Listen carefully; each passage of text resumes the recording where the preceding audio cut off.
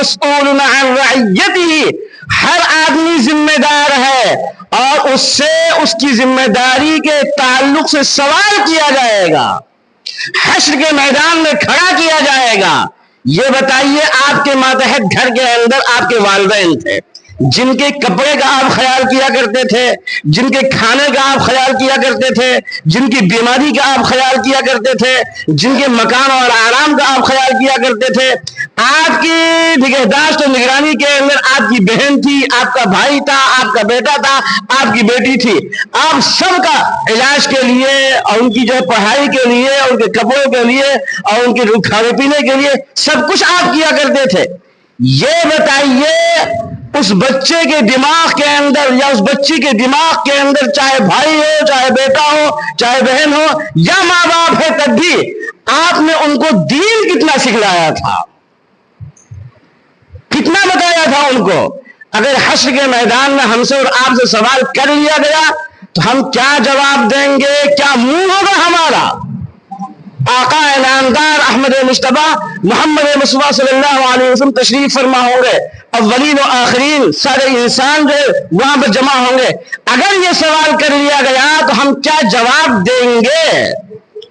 اس رہنا کے مسلمانوں، جتنے گھر ہیں یہاں پر، ہر گھر کے جو افراد ذمہ دار ہیں، ان کی ذمہ داری یہ بنتی ہے کم از کم اتنا کام وہ یہ کر لیں، اپنے بچے کو جو کچھ بھی پڑھائی پڑھا رہے پڑھائیں وہ، لیکن دین کی تعلیم ضرور دیں، وہ دین کی تعلیم ضرور دیں۔ وہ آپ کے یہاں مکتب چلتا ہے، بہت اچھی بات ہے، نہیں چلتا ہے اس کو چلانے کی کوشش کیجئے، چلتا ہے اس کو مضبوط کیجئے، اتنا مضبوط کیجئے کہ گاؤں کے اندر کوئی گھر ایسا نہ بچے جس گھرانے کو کوئی بچہ یہاں پر آ نہ رہا ہو۔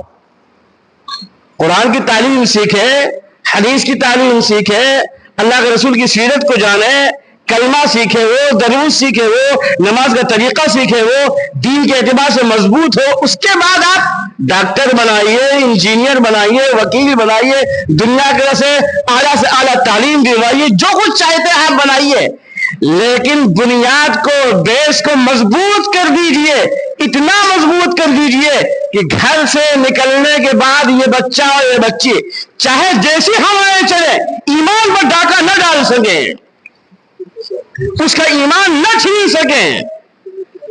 ایسا بنا دیجئے اپنے بچوں کو، جہاں کہیں بھی رہے وہ، جن حالات میں بھی رہے وہ، جان کی بازی لگانا اس کے لیے گوارا ہو جائے، لیکن ایمان چھین لیا جائے اس کے لیے وہ تیار نہ ہو، اس کی فکر کرنے کی ضرورت ہے۔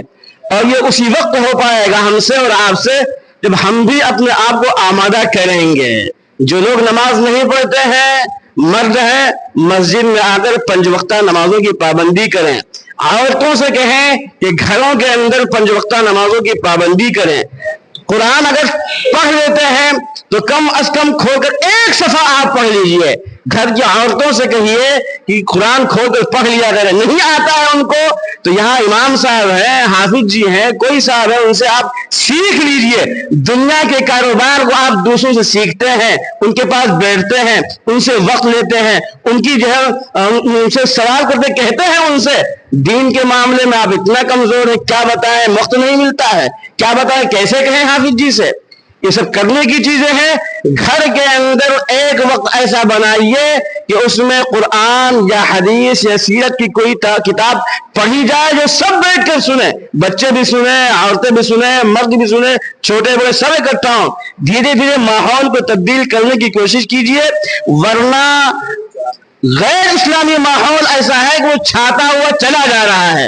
اللہ تعالی ہم سب کو کہنے سننے سے زیادہ عمل کی توفیق عطا فرمائے۔